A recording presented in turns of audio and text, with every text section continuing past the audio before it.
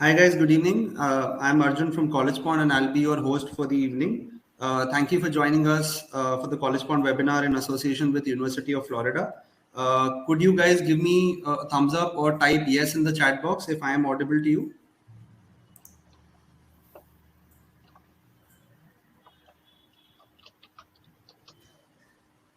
Okay, perfect. So today we have Mike and Ashley from University of Florida. We also have students from University of Florida who will be sharing their live experience and also answering to all your queries. Just to set the tone of the event, we will be taking all the questions post the presentation. We will try and answer as many as we can in the chat box, but try and hold on to your questions till the end of the presentation. With this, I'd like to hand over the mic to Mike to take the presentation forward. Okay, thank you so much. So welcome to all of you. I'm very happy that you're attending this presentation. I know there are many hundreds of students that have been waiting to hear from us, and they're logging on now. I can see the numbers increasing quickly.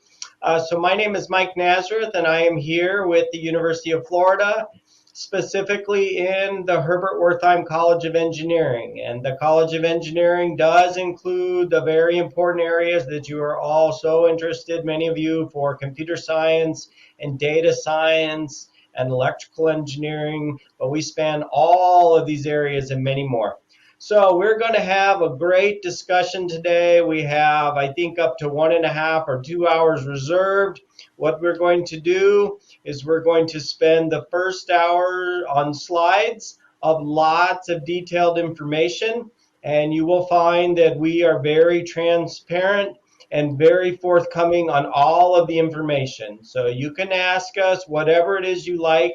We have some of our current students that are here now in the master's program from India, and I ask all of them to share the honest appraisal of what they believe is here, what is taking place, what it is like.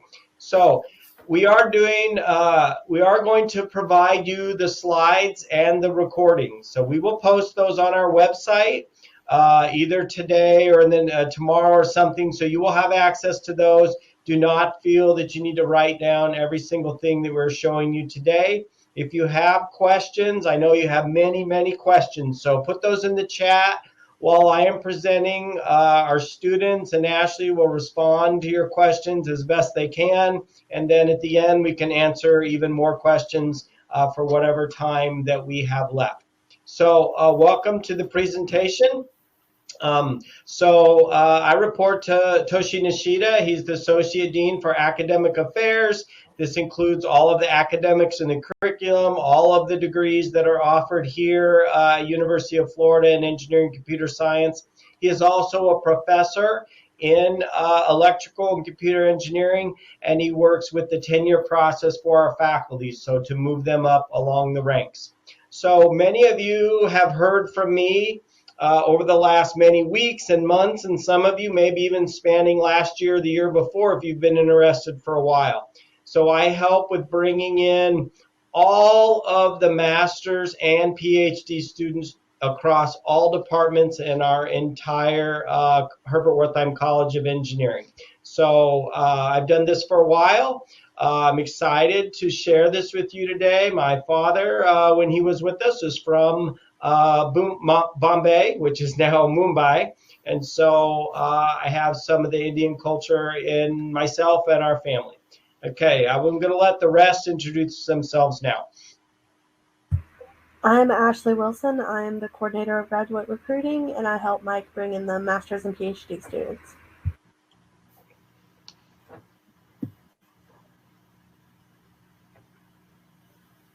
Pujan?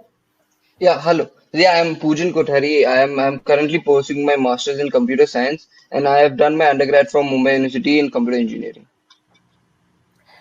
Hey everyone, I'm Akash. I'm currently a graduate student in electrical and computer engineering department, and I'm from Hyderabad. I'm Divya, and I'm a first-year grad student in the Mechanical and Aerospace Engineering department. I did my undergrad from Punjab Engineering College. It's in Chandigarh.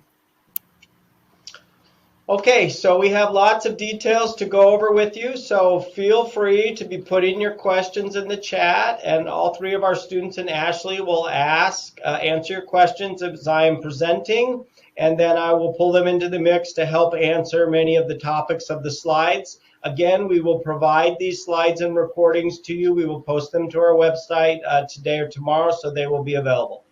So to begin, you can see this great length of list of great institutions in India. This is just a snapshot when I went into the system, and we have students from all of these places and more. I mean, there's more than this, but it's hard to capture every single thing. So we do have a community of India students here that has been increasing for 5 straight years. We really didn't do a lot of outreach and efforts to institutions and Collegepond and other areas marketing to the students in India until about, we started this 4 or 5 years ago, and this has helped tremendously, and we are getting more students that are coming every year. University of Florida is a very large institution. It is one of the oldest institutions in the United States, spanning more than 150, 170 years old, more than 57,000 students, so it is very large. But we are not just focused on undergraduate students. We care deeply about the graduate students, about our master's students and our PhD students, and 1/3 of our campus is graduate students. We offer almost all colleges and schools, engineering, law school, med school, all these areas, veterinary, and so that provides for collaboration. So engineering students can also be collaborating with other units on campus if this is something that you are interested in. And in this last year, we've been growing on all fronts. We surpassed more than $1 billion in annual research expenditures. And this is tremendously important for the graduate students because these funds help pay for the faculty teaching the classes, the labs where you're having some research, the graduate students that are here on stipends, etc. So it's very important. And we're surrounded by the ocean, so we love that. And then we also have some lakes right on campus and short drive away, and they provide many activities and recreational facilities for our students. It is free for our students. You're already paying to come here, so we are providing these areas for you. Now, our Herbert Wertheim College of Engineering is also very large, and we've been around a long time. So we are not a new institution. We've been working on things ingrained within the United States for more than 100 years. We have virtually all departments of engineering, which includes the computer science, data science, and so this is very important to us. We have more than 300 tenure track faculty and another 70 or 80 adjunct faculty and lecturers, etc. So we have a large enterprise, almost 11,000 students. That is bigger than some small universities in the United States. So we're a very big operation, and 1/3 of the operation is the graduate students, so master's and PhD students, which is what you're interested in today. We've been moving up in the rankings because this has been our goal, this has been our plan, this has been our mission. We know that we provide an outstanding academic product, but now we're receiving that recognition throughout the United States. Not too many years ago, we were ranked 50th and beyond, and then by 2014, we came to the top 20. The goal was immediately overnight to become ranked as a top 10 national public university. That took place 4 years ago in 2018, and immediately overnight, the goal was to be in the top 5. We feel we are a top 5 public national university for the U.S. That was achieved last year, and then the rankings for 2023 just came out a month ago, and we maintained our top 5 status. This is by the most famous ranking in the U.S., which is the U.S. News and World Report rankings, and you can go on those links and you can see more of this for yourself as well. So these are all of the departments and areas that we offer. I know many of you are interested in data science. That is within our computer science department. Some have that in our electrical engineering computer science department. There was actually curriculum committees met last year, and they voted and approved a Master's of Data Science. So now we will actually have Masters of Data Science I think that's just going through the last stages of like what semester that is actually starts and begins. But all of those courses in that area still currently exist and have existed, and you can take all of that while you're here if that's the specific area that interests you. We have many departments that are ranked high as well, so this is not just university-wide and college-wide, but individual specialty areas, and these are growing and growing, becoming more popular, more renowned each year in the United States. So I know you care deeply about the students from India, so you can see here, this is a chart for data that I pulled, and you can see there's almost 1,000 students that are here right now from India. So of this 3,500 graduate students, we have a very large contingency. We have many in our CISE department, but this spreads across other departments as well, and we actually welcome that we have more students from India spanning all of our disciplines. We find the students from there do very well. They're very well prepared in where the institutions they come from in India and their academics, and they are very hardworking. And these are the attributes we're always looking for in our students that are here now in our graduate programs. So having this large number of students, we have to have a lot of space to house them. So University of Florida has more than 400 buildings spread around our campus. We also have extension sites all over cities throughout the state of Florida. But you can see we have over 60 buildings just for use for our engineering, computer science engineering students. So this is important because we need to have good facilities and good space for our students. The newest one, we're actually more than 60 now. This one opened 2 years ago, Herbert Wertheim Lab for Engineering Excellence. And this is kind of a new model of some of our buildings that we should be disciplinary across areas. So this building is not just for one major of students. This building can be used for bachelor's degree students, master's degree, PhD. This building can be used for many different engineering departments. This has space for some undergrad and grad students, space for faculty, lab space, teaching space, project space. So this is kind of the new model for some of the buildings, and this is a brand new state-of-the-art building that's just opened. But we have another one that's getting ready to open, and this one is even more renowned than that one. So we have a partnership in the last 2 years with NVIDIA. It is an AI, artificial intelligence partnership. And we want to be known as AI University, or the top AI university in the entire United States. And to do this, they donated a large amount of money, nearly $100 million. And so we've had the Hypergator, which is a very fast supercomputer in the US and on the list for the world. But now we're going to use some of this money to have the third generation of the Hypergator and become the fastest supercomputer for AI in all of higher education, of all the universities in the entire United States. And I know how important this is to some of your majors that you want to go into. But more importantly, we want to embed this in every major in engineering, every major in colleges throughout our campus, so that AI can touch all areas. So this is a tremendous goal, and I know that we will achieve this. To go along with that, part of the donation is the brand new building, and this is going on right now. That top picture is a rendering of the building from 2 years ago. That bottom picture is from 2 days ago, so it's almost done.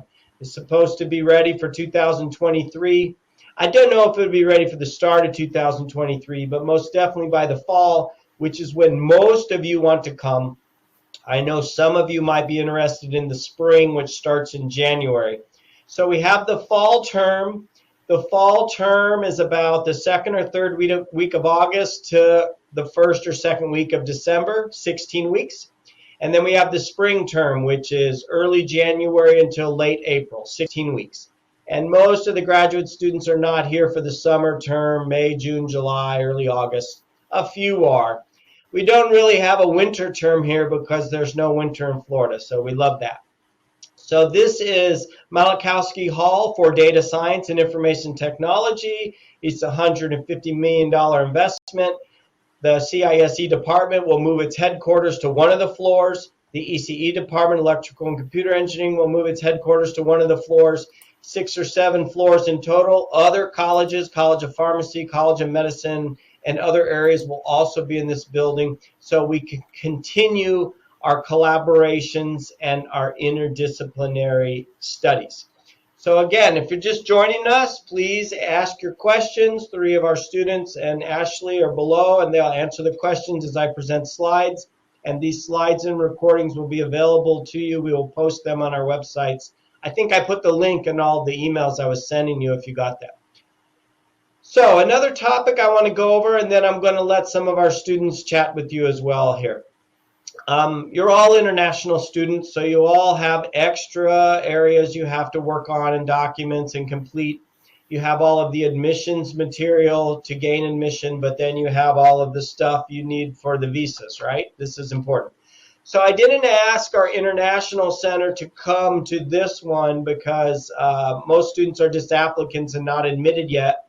We will do more of these webinars in March, and those are for the admitted students, and I will ask them to present. But they did provide some slides.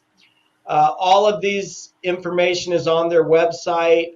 Just go to ufl.edu and search International Center, or email me or Ashley, and we'll get you those. We'll post these slides. But all of these topics they're really important. You need to take them into account. The cost, this is the cost at the International Center to have the visa documentation as estimated for fall 2023. You can all have the Academic Achievement Award, so that can come off of that, and I will talk about that more. You will have to have your I-20s so that you can meet with the embassies in India and get your F1 student visas to come over, so you have to work on all this.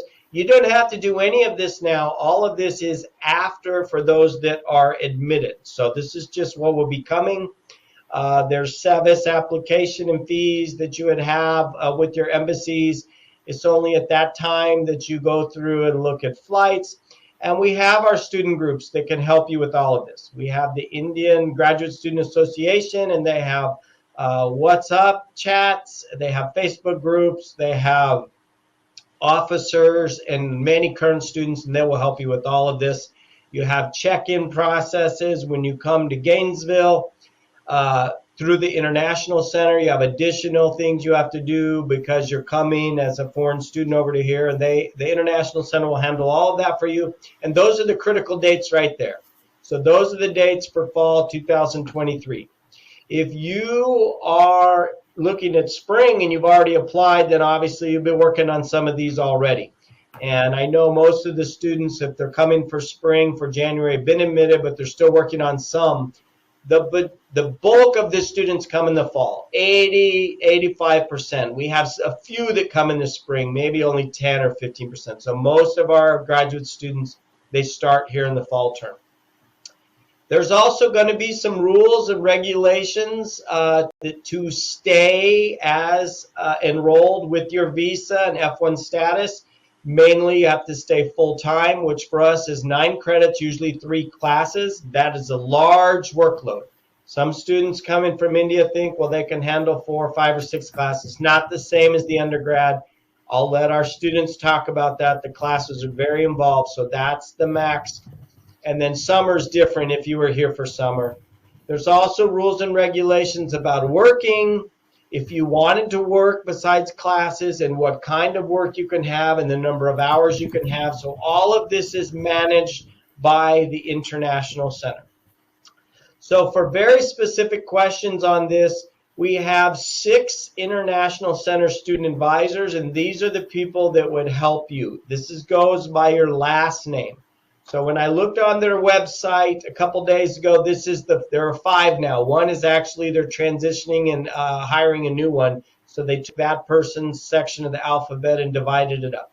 So if your last name, surname starts with A, B, C, or X, then you're going to be working with Gardabuya Bazab. And that is the person's email right there. So you have this information. Again, we'll post this.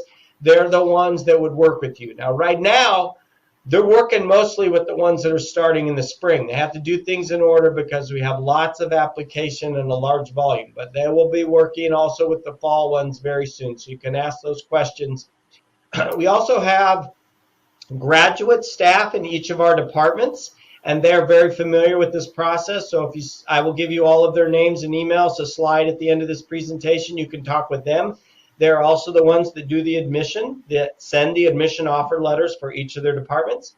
But at any time, you can send to me and Ashley, and we can respond as well or get you to these right individuals. Okay, so you're all here for the master's degree today.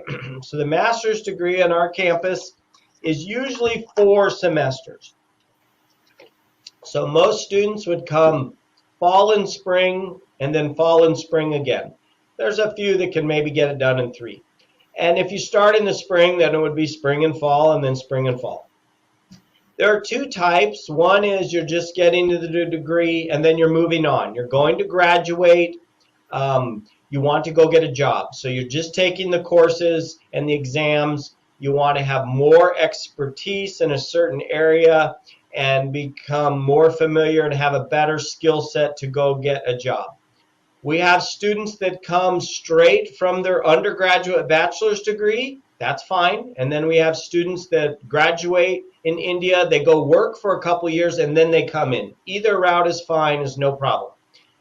The other master's degree is a thesis or research based. Now what this means is you're thinking about a PhD. You're not applying now, but maybe you want to stay for the PhD. So if you want to stay for the PhD, most of these students do a thesis and they do some research components while they are here.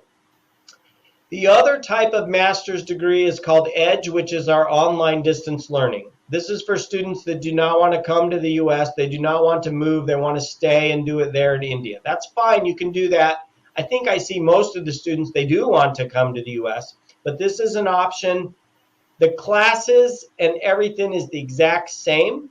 You can watch the classes live as they're taking place with the students that are here, or they are recorded and posted to the website that same day, or you can watch them later that day if you're working.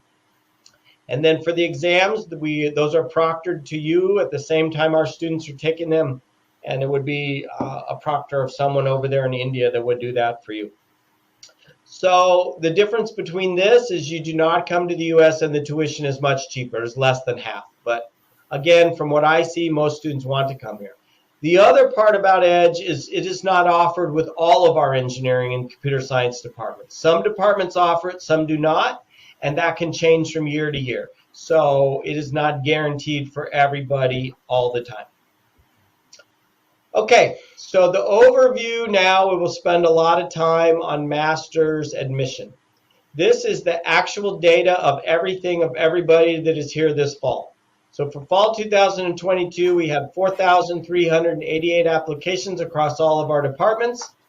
45%, almost 2,000 were admitted, and we enrolled 804 new master's students. So these numbers were actually low. We have been the last several years around 5,000 to 5,500 applications. So we're still lagging a little because of COVID. There are still students in several countries around the world who are embassies were closed. They're having disruption and delays. They couldn't get visas, etc. So that drove the applications down some. I think for fall 2023, it will go back up. But when I looked earlier this week, I saw about 800 or 850 applications are in now. Most of the applications show up November, December, and January, so we still have thousands more ahead of us. So we will see if it is the same number or higher.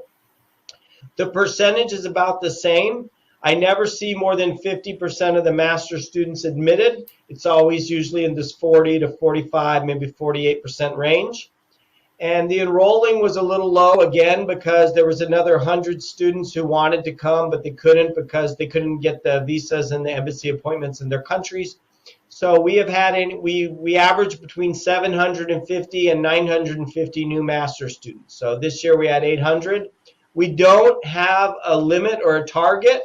I've never seen more than 1,000 new master's students. So if there was a ceiling, that would be about it, because they're, we don't want to overload all the faculty in the classes and drive the number of students in the classes incredibly high. We want to maintain that.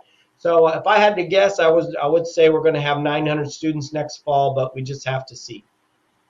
those are the GPA range, but this is different because India is not on this 4.0 scale. So that's a little misleading. It's mostly for the American students. And then you can see some of the test scores. The GRE is waived for every area except CISE for fall 23. You don't need to worry about that. And then some of the English proficiency like the TOEFL, etc. So I dug a little deeper a couple days ago, and I did that slide just for India. So you can see we're very, very well represented. 2,500 of those applications was from India, so a little more than half. So we have a great deal of interest, and we admit a lot of them too. So over 900 students are admitted. You can see it's staying at the same percent range, this 45%. And half of the students that came for this fall were from India, 51%, 413 of our new master's students. There would have been another 100 from other countries, but again, we have these still some lagging visa embassy delays. You can see the scores there, but even last year, some departments were not requiring the GRE, so that's for some, and then the other scores as well. Okay, so for fall 2023, every single department is waiving the GRE except for CISE. They are waiving it for PhD, but not for master's. So that is the only one of you, if you're applying for that area, that have to do it. None of the others need to worry about it. Okay, I've talked a lot. So what I want to do now is I want to let our students talk. And this is a chart that I gathered from all of the graduate staff for what they're looking at for master's admission for fall 2023.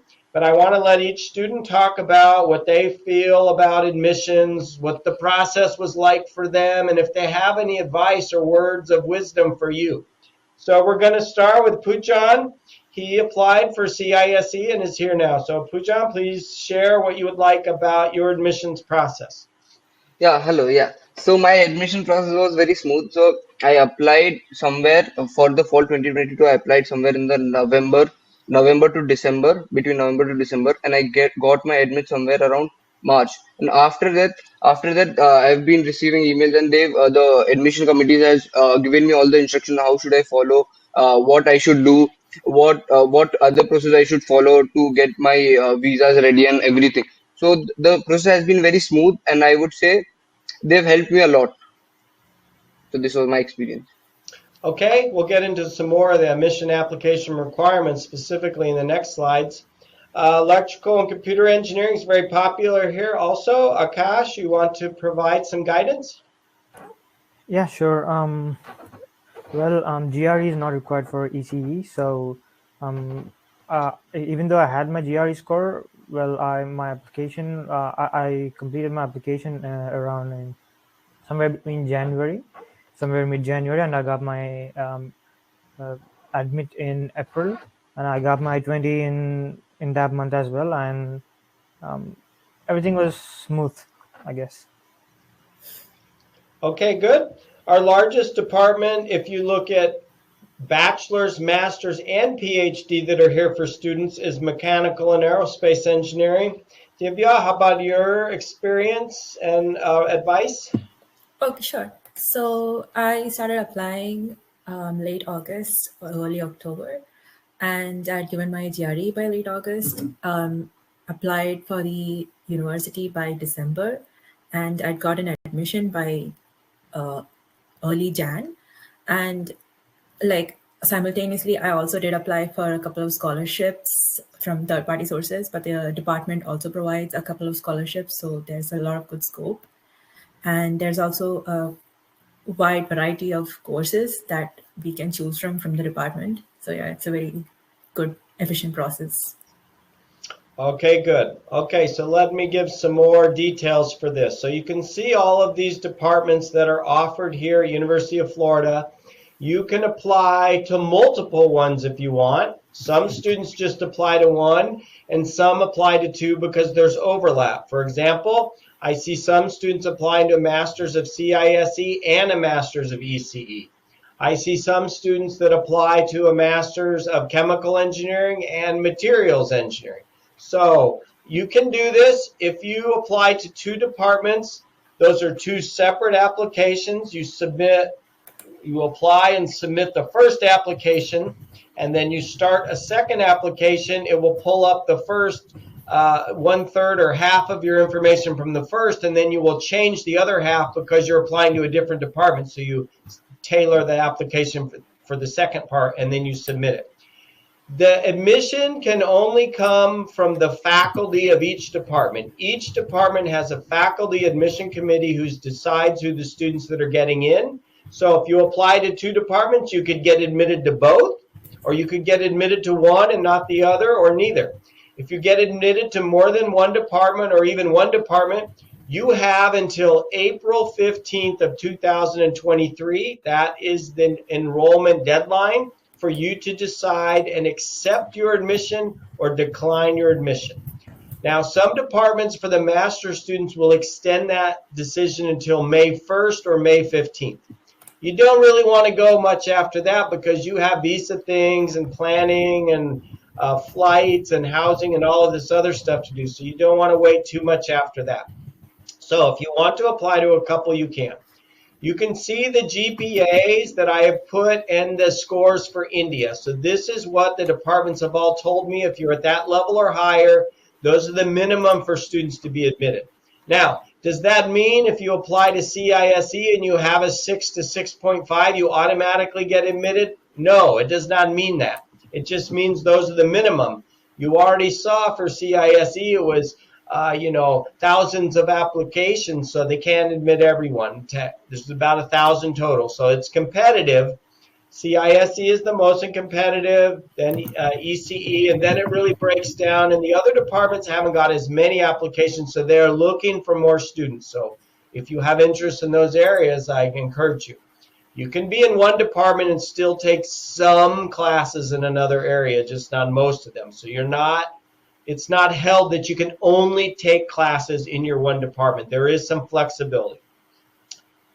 The GRE is waived for everybody except CISE. So the other questions we get is, if you took the GRE, can you still submit your scores? So you can submit them, but some departments are not looking them at all. They're not looking at them for anybody. Even if it's a high score or low score, they're just not looking at them because it's not required. Other departments, if you have a high score, they say still submit it, and they may look at it. So this is up to you. If you're not sure, you can email me or Ashley or to the graduate staff, and we can get to that department and see what their recommendation, if they want to see it at all, because you don't need to waste your time if they don't.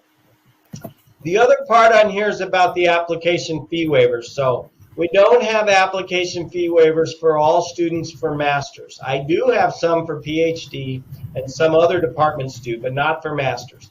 But you can see there's 3 departments that are considering students for masters. So that is chemical engineering, civil, coastal, environmental engineering, and mechanical and aerospace engineering. So if you want to apply to those, they're not automatically giving everyone a master's application fee waiver, but they are giving some students, and I don't know what their criteria. Each of them has a different selection and criteria.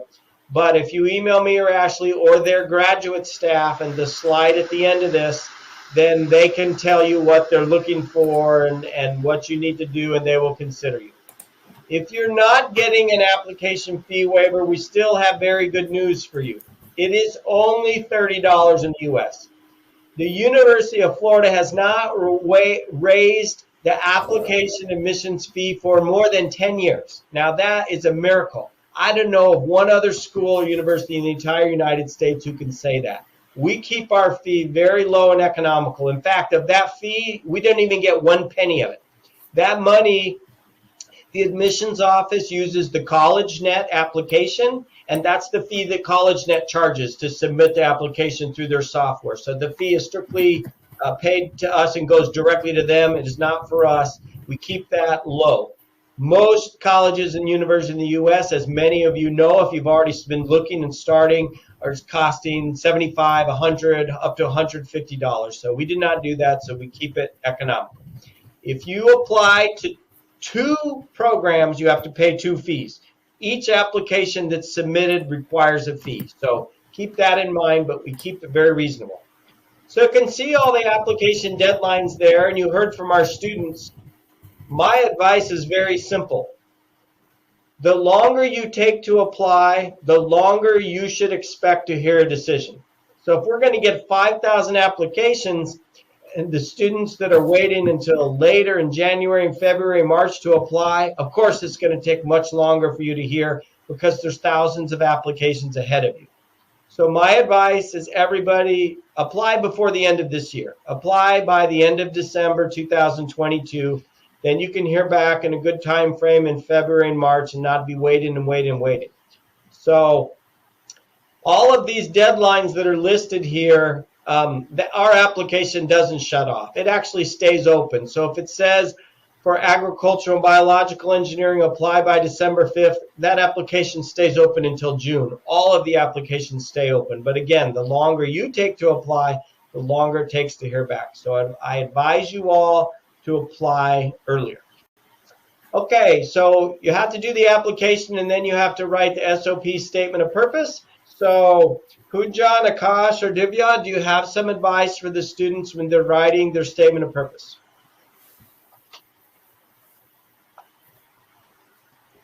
I would tell you all to write about your why do you want to go to this college? Why have you choose University of Florida? And then what made you choose this specific program? Why have you what interest you have in this program? And what would you do which would help you excel in this program? Yeah, that pretty much covers the entire gist of the SOP. But if you have a specific professor or a course that you really dug up into and liked it, then you could also mention that to show your enthusiasm. Yes, that is good advice. Do keep in mind, though, the master students, you will not have one faculty advisor. The master students do not have a specific person advising and helping them throughout because there's too many of them. You know, we have the 300 faculty plus 70 lecturers, and we have 10,000, 11,000 students. So the PhD students have one faculty advisor. The master students work with each other, some staff, and they can go and talk to many faculty for advice and guidance. My main advice for this one is the length. It says a maximum of 1 to 2 pages. Do not exceed that. Do not email us and ask if you have another 2 paragraphs you want to write it in, or can you please go over the word limit? The answer is no. Keep in mind, if we have 5,000 applications, that is a lot of documents to review and go through. Nobody is interested in you writing more and more.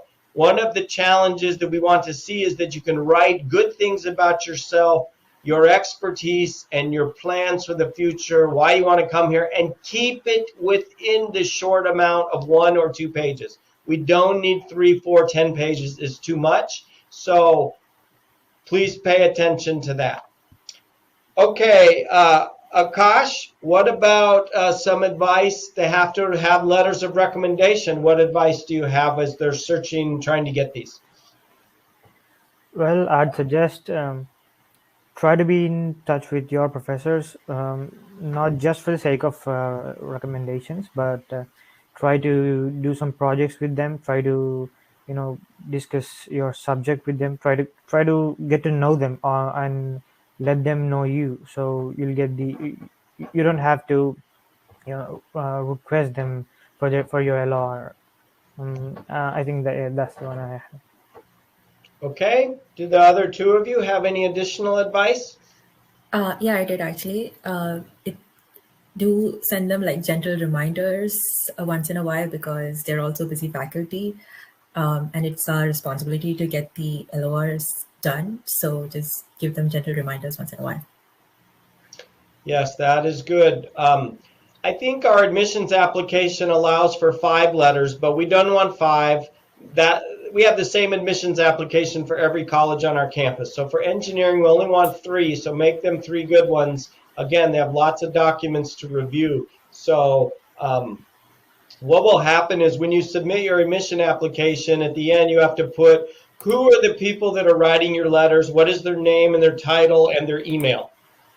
And then once you submit the application to the University of Florida, then that generates emails that go to those 3 people, and then they write their letters with the instructions of how to upload it. You don't get to upload any of these.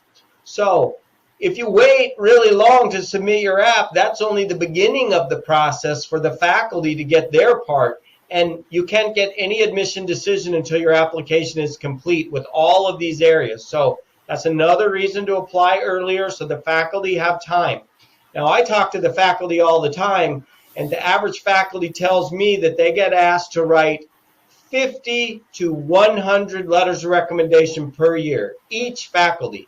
So you're not the only person that are asking them. Now, I don't know if that's the same over there in India, but for the American faculty, that's what happens. So provide them, as Diva has said, with the reminders and give them time so they can do this.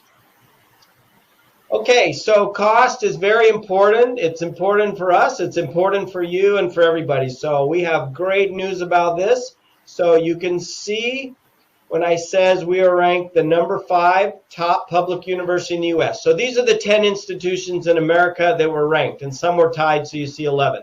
So these are the 10 schools. Well, University of Florida is actually number 1 if you look at the tuition we are charging, and they are number 1 if you look at the cost of living in the town. So this is unbelievable that we can provide you such a great, high-quality product, and we can keep the price as affordable as possible. So I'm going to let our students talk about, they know students that have gone to other places and what they're paying, but they can also talk about, you know, the cost to live here in Gainesville, having moved from India. So which one of you would like to start? So if you want like right now I have a private room, so it is costing me around $500 somewhere for the private room, which is, if you compare to the living expenses in other places, it is very cheap. And if you and you have other places around, so your utility bill is also there. So I would say my maximum this thing would be around between 700 to 800 with a private room, which is very cheap compared to all the other places, all the other cities you look at.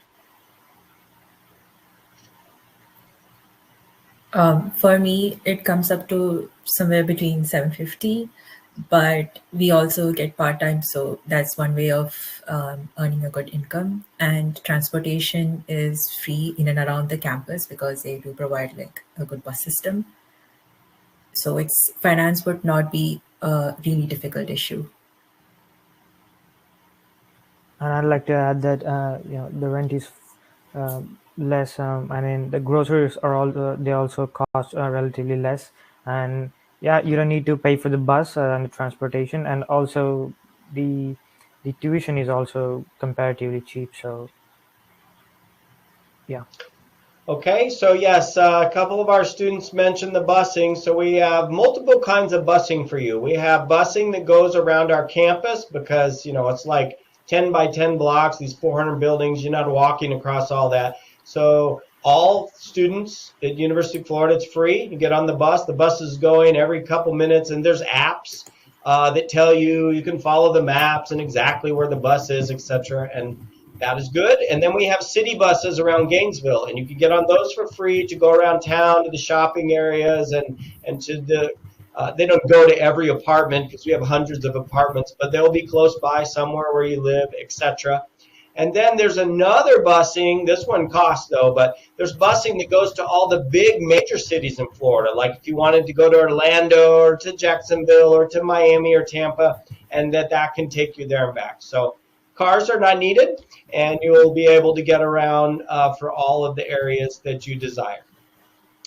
So I talked earlier about the funding option. So this is just another reason in my mind that makes Florida just great. It makes it very student-oriented, and to me it shows that we care greatly about you and as students to come here. So even though we have the best tuition rate for these top schools, we're also going to give you $4,500 off.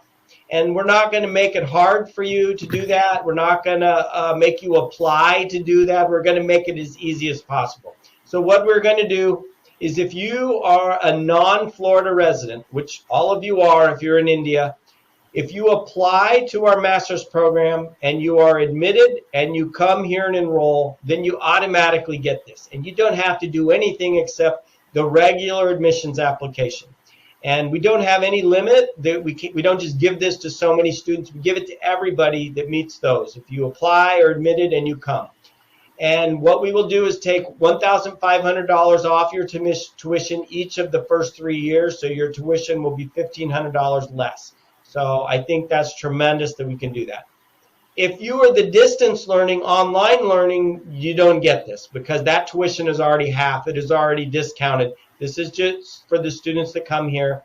If for some reason you're a Florida resident, like maybe you were born in America and you're in India now or something, then that doesn't qualify either because the Florida resident tuition is much, much cheaper than the non-Florida resident tuition.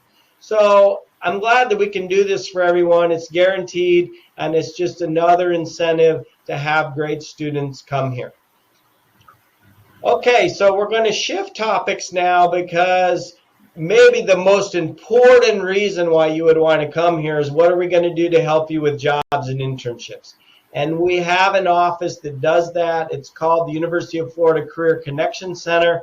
The office is on 2 floors of a building. The Rights Union has a large amount of staff, and their only mission and goal of the whole office is to help all University of Florida students, masters, PhD, bachelors, with getting jobs and getting internships. So, which of our 3 students would you like to talk about if you've worked with this office, if you've gone to the career showcase, etc.?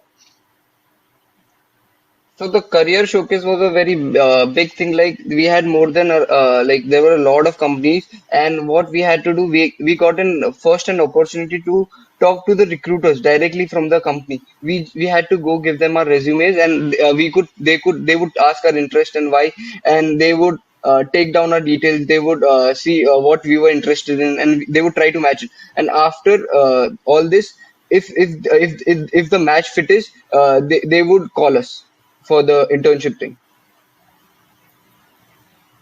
In addition to that, the Career Connection Center, we could have our resumes checked, and they would give us tips on how to write a good cover letter, how to write a good resume, and any other career showcase based doubts or questions that we have had. We could always approach them. Okay. Akash, do you have any? Have you gone to the fair? For ours, unfortunately the Hurricane Ian impacted our career fair didn't happen. So I can't add on that. Yes, so we do have some weather delays sometimes here, but we also have, with COVID, we moved all of these events to online. They're now back to in person, but we are still doing some online. So that picture up top is from our basketball arena, holds 15,000 students. That's where we have to host the career showcase. It's for 2 days in the fall and 2 days again in the spring. It's the biggest in all of Southeast USA, 500-600 companies. And then these companies can also come year-round. They don't just come at these times. And our departments individually, they have some events as well. So companies that are just looking for biomedical engineering students and the alumni, they help with students to get jobs and internships, and they have separate events.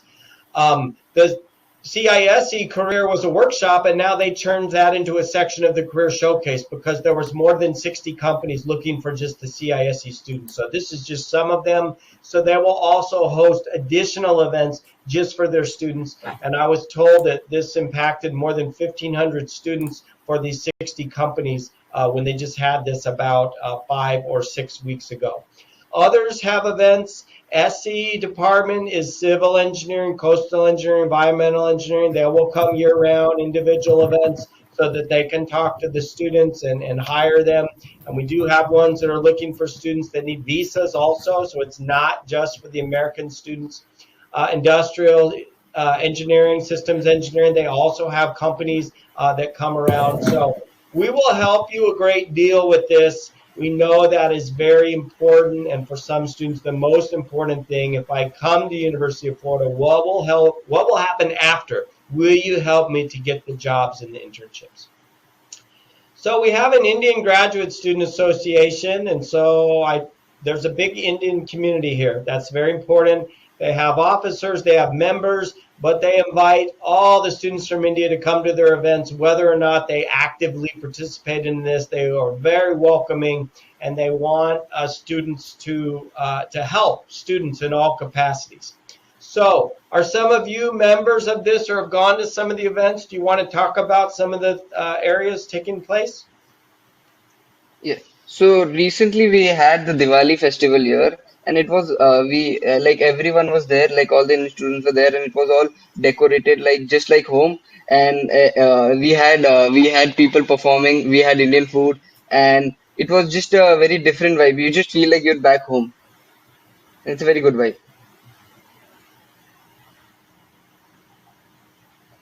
Okay, so this is one of the officers, Sajid, and he asked if he could send some messages to you. So I says, well, we can only have so many panelists on this webinar with Collegepond, but if you prepare 2 slides for me, I will share it with all of you. So this is what he prepared. He's welcoming all of you to University of Florida, and he has this specific contacts for you. So he already has the spring 2003 WhatsApp group. He is going to be developing the one for the fall 2023. We will have that in February or March. He's provided his cell number information for you. There's the website and the emails and the other modes of communication. So you will not be alone if you come here, and you will not be alone in the application process for here. We have many students that are here now. They want to help you to get here because they believe this is a good place for them, and they believe this would be a good place for you.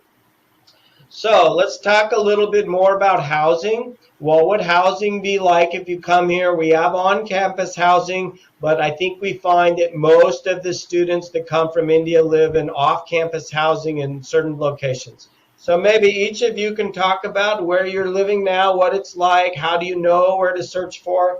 Maybe Akash, do you want to start? Yeah, sure. I live off campus. Most of the people prefer off campus because it's relatively cheaper.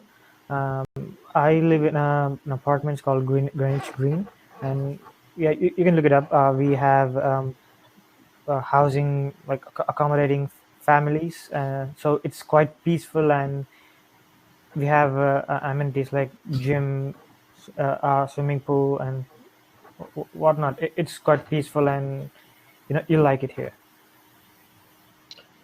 Okay, Divya, what do you have? Like talk about your housing and advice? Yeah, sure. So I live in Niche. It's also off campus, and I had to do a little bit of house hunting to find the right apartment. But they also offer good amenities. They also have gym, recreational centers, and even a coffee machine. So that's a plus.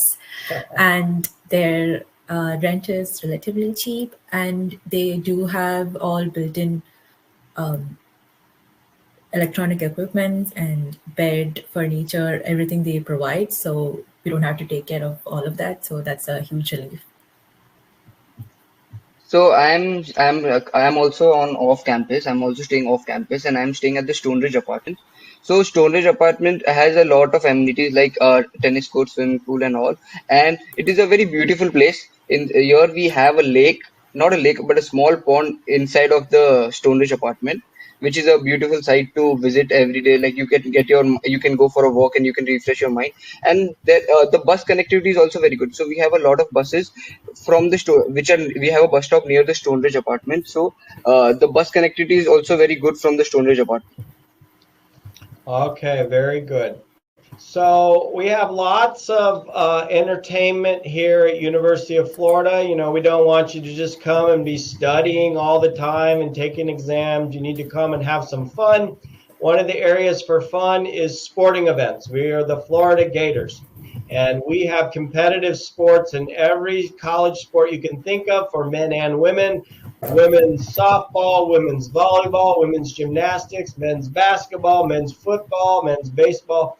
And these are fun for students to go and watch and attend. The top picture is our football stadium, almost 90,000. It is great environment, great time to go, and all the students are there, 50,000 of them at least. and then we have basketball arena, etc. And we're in the Southeastern Conference. So this is fun to participate in. You would definitely want to do that. But then we also have sports that are just for fun. And that is if you want to participate in sports, it's not so competitive. You're just in events with other students around campus for fun to get some exercise and have a good time. So we have both. They don't cost anything. I think most of them are free. Are all of the Gator sports events free? Do you guys have to pay for any tickets for any of that? I know I do because I'm a staff, but is it free for you? For the students, most of the events are free. Only the football game is not free. It is a paid event. Other than that, all the events ranging from basketball, baseball, everything is free. Okay, good, good. All right, so now you probably want to know a little bit about Gainesville. So maybe each of you can talk a little about what you feel it's like living here separate of the university. What about the food? Is there Indian food or culture? And just anything else about moving from India to here. So I'm from Mumbai, and the temperature there is just right. And the temperature here in Gainesville is same like Mumbai. So I did not feel the temperature was too cold or too hot. It was just the right amount. And here we have an Indian bazaar. So which is just next to Stonebridge apartment or nearby all the housing apartments. So where we get all our Indian groceries, or if you want, you could get your spices, dals, and everything nearby. Everything you get back home, you can get it here. There's also stores like Walmart and Publix that are quite nearby the apartment, so it's easy to walk and get your groceries and do your chores. But other than that, the university has a lake affiliated with it called Lake Warburg, and they have a lot of interesting water-based activities, which are really fun and very interactive. So there's a lot of things to do over here. And also there are a lot of Indians here, so you can have a lot of Indian friends and make yourself feel like at home. Um, yeah, there are a lot of Indian stores. You can even eat outside, like Indian food, even in Indian. We have stores for Indian street food. So yeah, it's good. Have any of you three traveled to some of the other much larger cities in Florida when you've been here? What is that like for you? So, I ha okay, Scott, go ahead, go ahead. Go ahead, Divya. Okay, so I have been to Orlando to Universal, like it's seen in the picture. It's a 3-day definite must-go event, at least once if you do come to University of Florida. There is a lot of thrill rides and shows and theaters that you can view over there. So it's a very fun visit. And of course, the beaches. There's a beach almost everywhere, and it's very pleasant to go to. I would talk about the places in Gainesville. So here we have a lot of things, like we have a Lake Walberg where there are recreational activities, like you can do kayaking, kayaking, rock climbing, everything which are for free. Then you have a lot of you have a museum on campus. You have an art museum on campus. So there's a lot of things where you can explore every day. And there's a bat house nearby. So yes, we have. I forgot about that. We have the largest bat houses in the United States. We had two, and these would be maybe 20 by 20 feet up on stilts, like 1 story tall.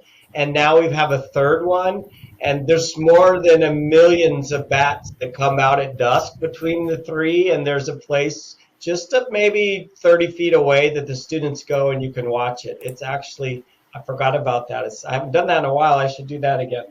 Akash, do you have anything to add of places you've been in Gainesville or around that you like besides the university? Well, I haven't been out of Gainesville, but I'm going to Tampa. We have some student organizations called Gator Days, and they organize some of the free trips. So you can have free trips as well. I'm going to Tampa for a hockey game, and yeah, I'm looking forward to going a lot more places. Are you going to the Tampa Bay Lightning for the National Hockey Professional Sports? Yeah, that's That will be very exciting. So we have all of the professional sports for NBA, NFL, Major League Baseball, National Hockey in Florida. Now, none of those are in Gainesville because Gainesville is not big enough, but all the bigger cities in Florida have those. So, yeah, that will be very exciting. So, okay, so this has been very good. This was the master's offer that I've sent most of you. If you didn't get it, then you can have this on these slides. To accept, you go to this link. It only takes 30 seconds to a minute. This is not your official admissions application. This just tells us that, yes, you're going to be applying to Florida. You're going to be applying in this specific major. You're going to be applying for this term. And then you tell us more about the specific areas of specialization you want to focus on. And then our graduate staff can get back with you more timely if you're applying for this year or 2 years away, or etc. So if you haven't done that, then please do that. All of these slides and recordings will be pasted here today or tomorrow. I think that we included this link in the emails that we have sent to you. If for some reason you didn't get them or we didn't know about you, then just email me or Ashley or any of the students and get it to me, and we will get this to you so that you can have all of this. But what is even more exciting, so this is all of our contact information. You can get a hold of us at any time and we can help you. But there are so many more India students that are here now that wanted to help. They help all of you and they wanted to be in this webinar, but we can only have a couple, right? So I asked them, I says, well, can I provide their information, your information, to all of you? And every one of them said yes. So that I have also included on these slides. So these are the graduate staff in each department. These are the people that send you the official admission offers, and they collect all of the paperwork that you send in, and then they work with the faculty committees to decide who's admitted, and then they respond to you. So these individuals can answer questions on anything you have. They're the most important person probably for you in the process. But here are all the rest of the India students that are here now that want to help you to come here in the fall. So I have collected all of their information, and look how many there are. There are so many that are on here. So be sure to look at this later, and you can ask people in specific departments, and they will all help you because we all feel this would be a good place for you. Okay, we've gone a long time. That has been an hour I promised, of slides and answering questions. So what we will do now is, if there are other questions that are in the chat that we haven't answered yet, we can do that now. Ashley can go through, or Farhan, and bring those, read some of those questions to our attention, or if you have some new questions you want to add. And we will do this until we run out of time. So, sure, Mike. Mike, let's start taking the questions. Yep. A few questions. Yep. Is University of Florida accepting the Duolingo English test? I don't think they're accepting that. I know we had a webinar 2 days ago on electrical engineering, and CISE said they were not accepting that. So there could be a department or two that does, but there's not just one rule that says we are not. But I would assume for your area that no. Got it. The next question is, how does a student apply for a research or a teaching assistantship? Oh, yes, that did not come up today. So there is no separate application. So when you submit your master's application to a department for admission, you are automatically considered for all admission and funding. Now, having said that, 95+% of the master students start and they do not have a TA or an RA, a teaching assistant or a research assistant. They start taking the classes, and then the ones that think they would like to do that, once they get here, they start searching for the faculty. And if they find a faculty that's interested in one, then it's possible that some can get them. I don't see any getting them the first semester, because we would not ask a student to start teaching in the very first semester of being here. It's just too much. I do see some that get it the second semester and more that get it the second year. If there are some that are available, the department will reach out to you and say, we have this opening, are you interested? And then they would continue the discussions from there. Got it. Got it. So the next question is, we've mentioned that GRE is waived off for all programs apart from computer science. But a question regarding computer science is, what is the GRE requirement for the computer science program? I don't have that off the top of my head. If you go to cisc.ufl.edu, cisc.ufl.edu, that is their website. There's a section in there for master's admission, and I think they list the minimum scores they're looking for. It changes each year, so I just haven't looked for this year. Got it. The next question is, in case the TOEFL score is not met in a particular section, say the speaking section, does the student need to give the TOEFL all over again, or would you consider if one particular section score is lower? Departments do consider you. If you're high in all areas and one area is off, they can still consider you. They don't have to automatically throw it out.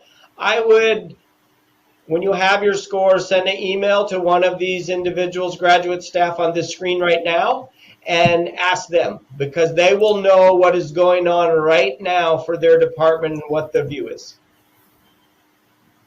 Got it. The next question is, are there any other scholarships apart from the $4,500 scholarship? So most of the master's students that start here only receive that. We used to have a donor, the Renwick Scholarship, that was up to $20,000. We did that for the last 5 years, but that was the end of the funds from the donor. And then that donor decided to give another amount of money to University of Florida, but going to a different initiative. So we do have an office called the Foundation Office, and they're always looking for donors. I know they are trying to search for some more donors now that want their funds to go towards new master students.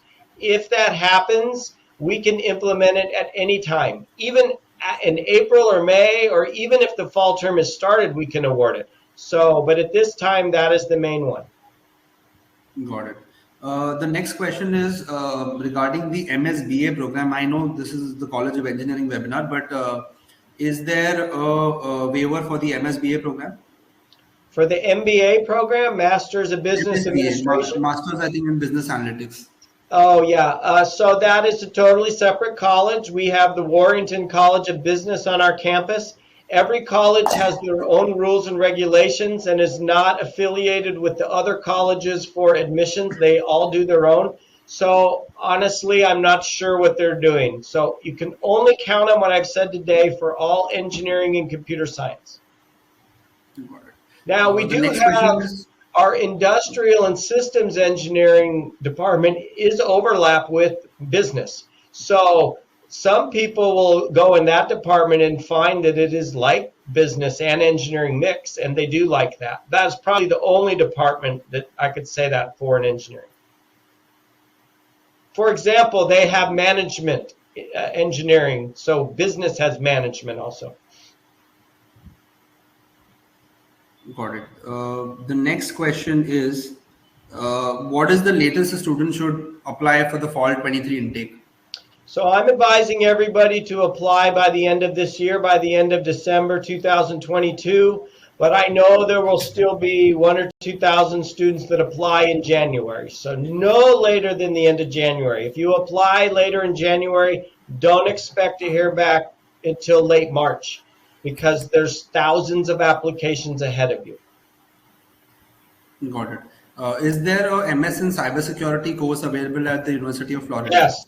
So we have FICS, F-I-C-S. You can Google and search it on our websites. FICS is the Florida Institute for Cybersecurity. Now, we have many courses in this. They are in CISE and in ECE. You can get a master's degree in either of those and have cybersecurity emphasis. Got it. The next question is, do we have an option of turning our master's into a PhD if we have found an advisor after a 1 year in the professional master's?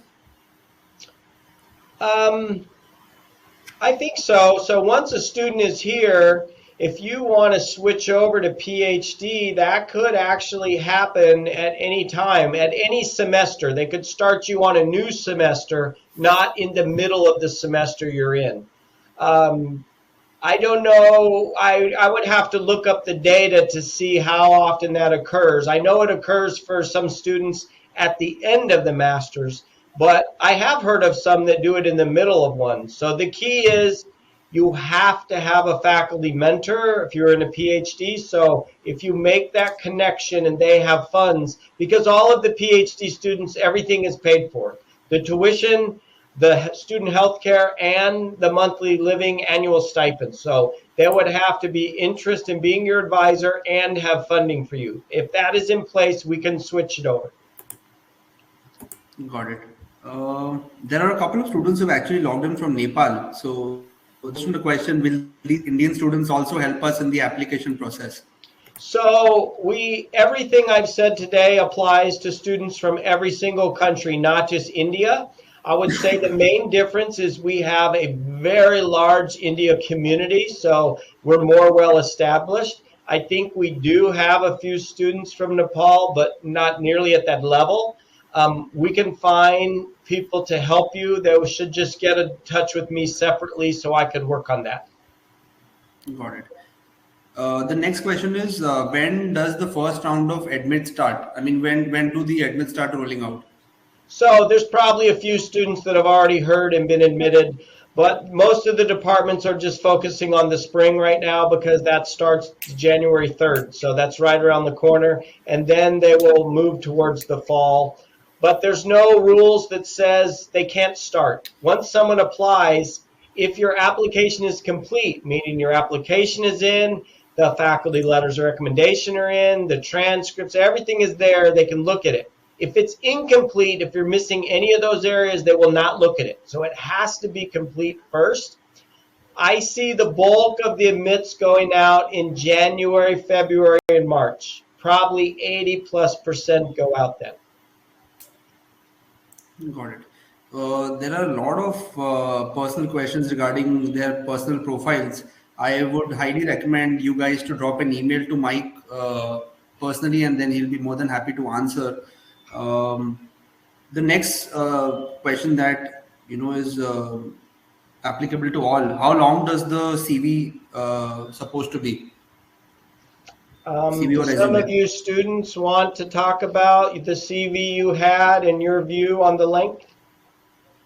I would say the CV should be 1 page long, and it should include your which college you are from, and what internships you've done, or what your work experience is, and your projects. It should be 1 page long, not exceeding 1 page long. Sure. Thank you. The next question is, when is the latest they can apply for the spring 23 intake? The spring app is closed. Most of those deadlines were in August or before because it takes a few months for the departments to review everything, and then you still need 1 or 2 months to get the visas. So we're already into November. If you haven't already applied for spring, it's too late. Sure. Okay. How open is University of Florida to accommodate students who wish to switch masters, provided the prerequisites in the undergraduate program? So in case I am a bachelor's in electronics engineering and I want to switch to a master's in computer science, does University of Florida allow that? Yes, that happens frequently and often all the time. We have no rules. You can have a bachelor's in any major and you can apply to a master's in any major. They don't have to be the same. Of course, if they're more similar and more relevant, you'll have a bigger chance of being admitted. If you're in a bachelor's in English and then you want to do a master's in nuclear engineering, that's not very relevant. But if they're similar, absolutely. Got it. The next question is, does University of Florida accept students with backlogs? With what? Backlogs. I mean, in case they have a couple of KTs or they've failed a couple of subjects but then cleared it later on, does the university allow students with backlogs? So a backlog means you failed a class and then you retook the class and did better the second time? Yeah. Okay. Yeah, we would accept that, sure. Okay. On the portal, the GRE verbal requirement says 153, but the student score is 148. Should the student make the application? I would send a message to Christina Sapp in CISE and see what she says. If all the other areas are high and just that one is low, they might be willing, but I haven't talked to them because they haven't started reviewing for fall 2023, so I don't know the answer myself. But she will know. She's the one that receives all the apps and then sends the offers. Got it. The next question is, can a US citizen apply later since there is no visa requirement?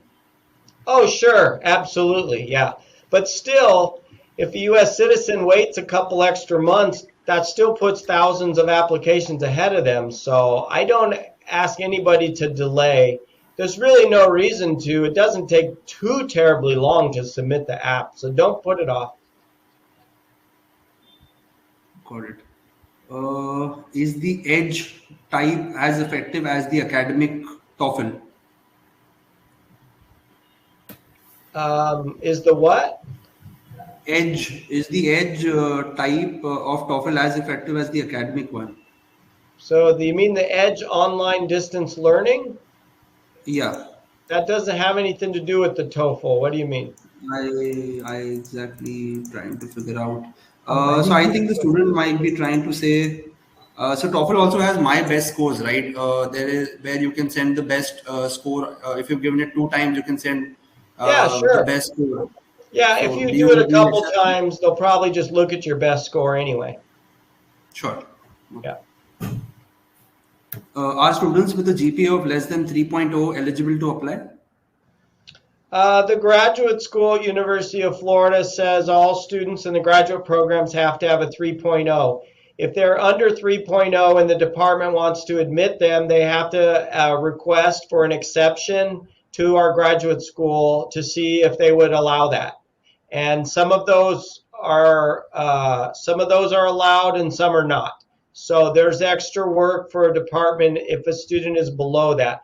We also have that because students that have been below that have been admitted in the past, have not been able to do well or pass the classes. So we don't want to admit people that have trouble to pass the classes. Got it. The next question is, does a 3-year bachelor student need to get a VES evaluation done? We don't accept the 3-year bachelors. All of the programs must have the 4-year bachelors. Got it. I think we've covered almost all the questions. Okay, next question is, we have a GPA on a scale of 10.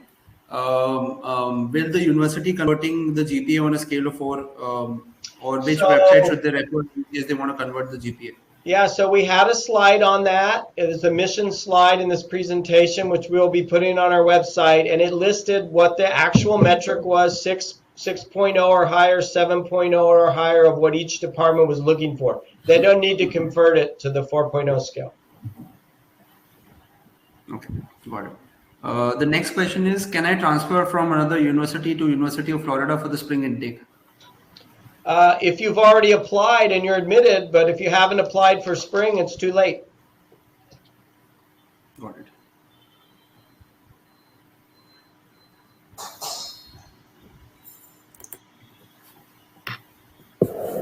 The next question is, can a doctor apply for the MPH program? Okay, that again is another school. Yes, I wouldn't know the answer.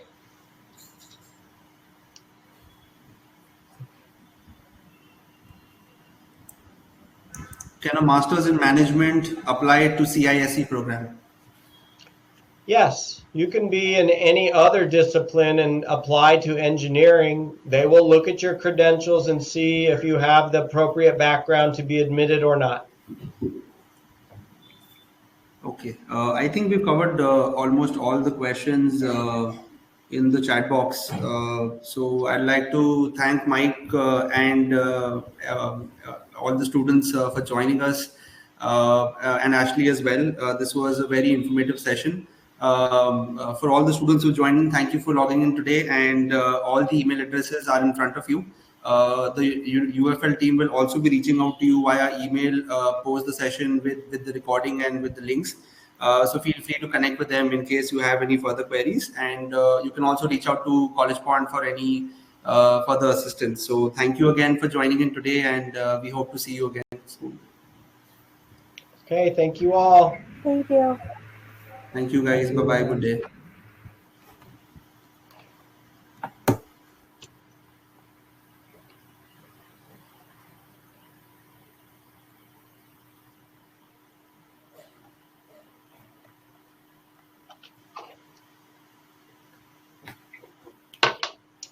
Okay, are we off? We're still on air?